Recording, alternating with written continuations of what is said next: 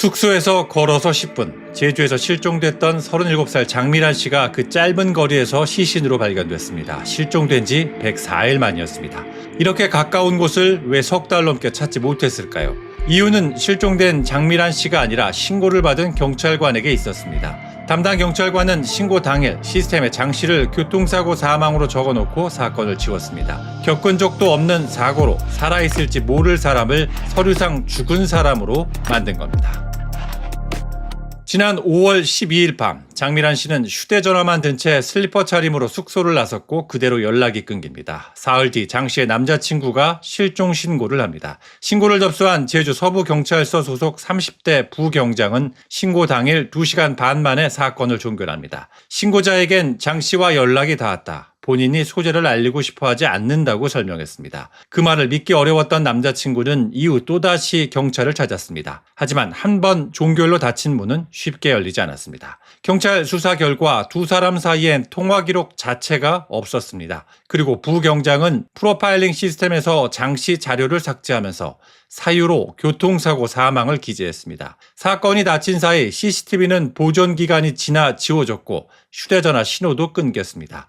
골든타임이 통째로 사라진 겁니다. 부경장은 지금도 분명히 연락했다고 주장합니다. 최종 판단은 수사와 재판의 몫입니다. 경찰관 한 명의 게으름이었을까요? 그렇게 보기엔 걸리는 게 너무 많습니다. 하나, 하지도 않은 통화를 했다는 거짓 보고. 둘, 교통사고 사망이라는 구체적인 허위 사유. 셋, 자료를 아예 지워버린 삭제 행위. 넷, 가족한테 알리지 말라는 반복된 당부. 하나만 있었다면 실수로 볼 여지가 있습니다. 그런데 네 가지가 겹칩니다. 경찰도 이 대목을 단순 태만으로 보지 않습니다. 부경장에게 직무유기뿐 아니라 공전자 기록 위작, 위계 공무 집행 방해 혐의까지 적용한 것 자체가 수사기관이 몰라서 놓친 것이 아니라 알고 꾸민 것에 무게를 두고 있다는 뜻입니다. 태만은 보통 아무것도 안 하는 모습으로 나타납니다. 그런데 이 사건은 적극적으로 꾸미는 모습에 가깝습니다. 그래서 정황이 가리키는 출발점은 분명합니다. 최소한 들키지 않으려는 손질이 있었느냐, 그 조작이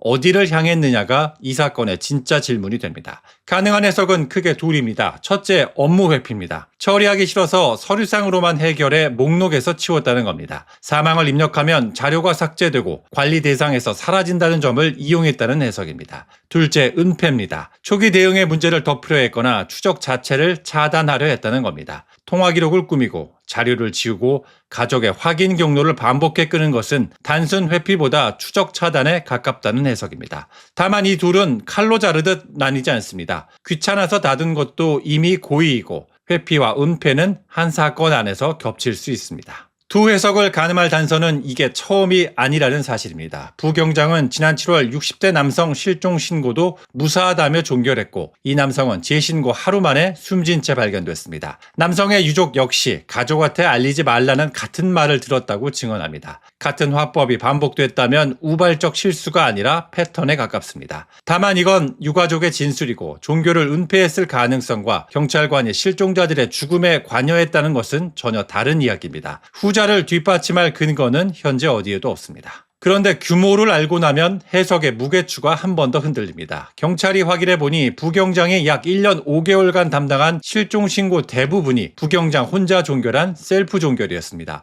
처음엔 200여 건으로 파악됐다가 국회에 보고된 건수는 298건까지 늘었습니다. 이 건이 모두 허위 종결이라는 뜻은 아닙니다. 상부 보고나 확인 없이 담당자 혼자 끝낸 사건이 그만큼이라는 것이고 경찰은 지금 실종자와 신고자에게 일일이 연락해 허위가 섞였는지 전수 확인하고 있습니다. 이 숫자는 양쪽으로 읽힙니다. 한편으론 한 사람이 수백 건을 제동 없이 닫을 수 있었다는 통제 공백을 보여줍니다. 다른 한편으론 17개월간 사건을 자판기처럼 닫아온 사람이라면 특정 사건을 겨냥한 은폐라기보다 늘 하던 대로 닫았을 가능성, 즉 관성적 처리 쪽 무게도 함께 커집니다. 어느 쪽이든 개인의 악의로만 환원되지 않는다는 점은 분명합니다. 실제로 장미란 씨와 60대 남성 사건은 모두 부경장이 야간 당직 때 접수했습니다. 당직 일지를 혼자 작성하면 이를 검증할 장치가 사실상 없었습니다. 그래서 수사가 답해야 할 물음은 세 가지로 좁혀집니다. 하나, 교통사고 사망을 넣으면 자료가 삭제된다는 걸 미리 알았는지. 둘, 가족에게 알리지 말라는 말이 몇 건에서 반복됐는지. 셋, 삭제된 자료에 복구 가능한 흔적이 남았는지. 성인 실종은 법률이 아닌 지침으로만 다뤄지고 자진 귀가가 많아 초기 판단이 어렵다는 현실은 있습니다. 하지만 그런 어려움이 겪지도 않은 교통사고를 지어내 사람을 지우는 일까지 정당화하지는 못합니다. 부 경장은 시신이 발견된 24일 체포적부심으로 한 차례 풀려났습니다. 그리고 하루 만인 25일 법원은 도주와 증거인멸 우려를 들어 부 경장을 구속했습니다. 직무유기, 공전자 기록 위장 및 행사, 위계 공무집행 방해 혐의입니다. 신병은 확보됐지만 정작 밝혀야 할 것은 이제부터입니다. 교통사고 사망이 게으름이 부른 실수였는지 무언가를 지우려는 조작이었는지 말입니다. 지금 확실한 건 하나입니다. 경찰이 만든 가짜 죽음이 진짜 실종을 서류에서 지웠고 두 사람 모두 끝내 숨진 채 돌아왔다는 사실입니다. 시신이 발견된 야자수 농장은 머물던 숙소에서 400m 떨어진 곳이었습니다. 경찰은 이곳에서 타살 가능성은 낮다고 보고 있습니다. 유서는 없었지만 스스로 목숨을 끊은 것으로 추정된다고 했습니다. 하지만 경찰의 결론을 그대로 받아들이기엔 이르다는 의견이 나옵니다. 배상훈 프로파일러를 비롯한 일부 전문가는 자살로 단정하지 말고 타살 가능성도 함께 열어둬야 한다고 말합니다. 한 사람의 죽음을 두고 경찰의 결론과 전문가의 물음표가 엇갈리고 있는 겁니다.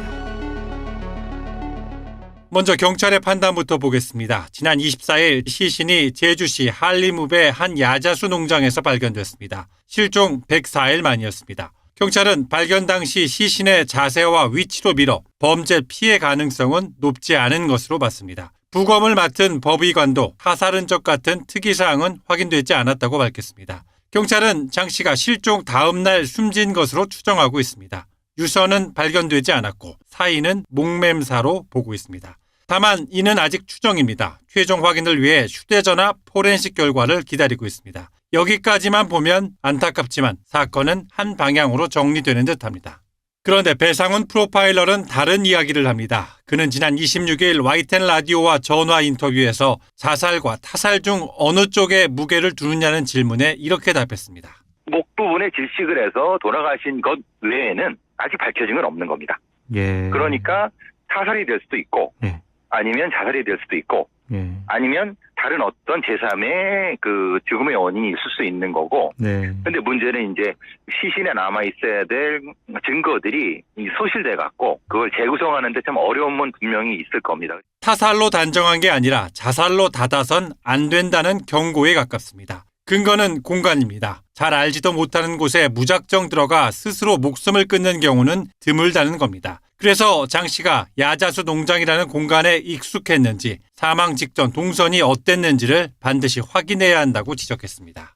배 프로파일러는 경찰의 태도도 지적했습니다. 경찰청장 직무대행이 국회에서 사인을 목매사라고 공개적으로 언급한 것은 경솔했고 변사 정도로만 말했어야 한다는 겁니다. 경찰은 자살 추정, 전문가는 반반. 왜 이렇게 갈릴까요? 답은 결국 하나로 모입니다. 판단할 근거가 부족하다는 것. 장 씨가 실종된 건 5월, 시신이 발견된 건 8월입니다. 104일, 그 사이 시신에 남아있어야 할 증거의 상당 부분이 소실됐습니다. 배 프로파일러 역시 사망 당시를 재구성하기 어렵고 사인이 끝내 불명으로 남을 가능성도 있다고 봤습니다. 여기서 우리는 다시 이 사건의 출발점으로 되돌아오게 됩니다. 장 씨의 실종 신고를 접수한 부경장은 신고 당일 사건을 교통사고 사망으로 조작해 종결했습니다. 그 결과 초기 수색은 이뤄지지 않았고 실종 지점 주변 CCTV도 보존 기한이 지나 대부분 치워졌습니다. 한 야당 의원은 최초 신고 시점엔 CCTV 118대의 영상이 모두 보존돼 있어 충분히 확보할 수 있는 상태였다고 지적했습니다. 영상이 남아 있었다면 지금 반반으로 갈린 사인 논쟁의 상당 부분은 처음부터 필요 없었을지 모릅니다. 즉 지금의 사인 불명 위기는 자연이 지운 게 아니라 사람이 지운 시간의 결과입니다. 다만 이 지점에서 분명히 해둘 것이 있습니다. 증거가 사라졌다는 것과 누군가 그 죽음을 저질렀다는 것은 전혀 다른 이야기입니다. 현재 경찰의 공식 판단은 여전히 타살 가능성 낮음이고 배 프로파일러의 타살 가능성도 확신이 아니라 열어두자는 신중론입니다. 온라인에서는 이미 담당 경찰관이 범인이다, 장기 매매 조직과 연계됐다 같은 이야기가 퍼지고 있습니다. 하지만 이를 뒷받침할 근거는 어디에도 없습니다. 증거의 공백을 상상으로 메우는 순간 그것은 분석이 아니라 괴담이 됩니다. 경찰은 프로파일러까지 투입해 부경장의 범행 동기와 진술을 분석하기로 했습니다. 검찰도 국민의 생명 안전과 직결된 중대 사안으로 보고 전담 수사팀을 꾸렸습니다. 스스로 생을 마감한 것인지 아니면 다른 누군가가 있었는지 그 답은 지금으로선 아무도 단정할 수 없습니다. 분명한 건 답을 찾기 가장 쉬웠던 시간이 서류 위에서 지워졌다는 사실입니다. 교통사고 사망이라는 거짓 한 줄이 지운 것은 한 사람만의 실종이 아니었습니다. 그의 마지막 104일을 설명할 증거, 그리고 유족이 진실을 알 권리까지 함께 지워졌습니다.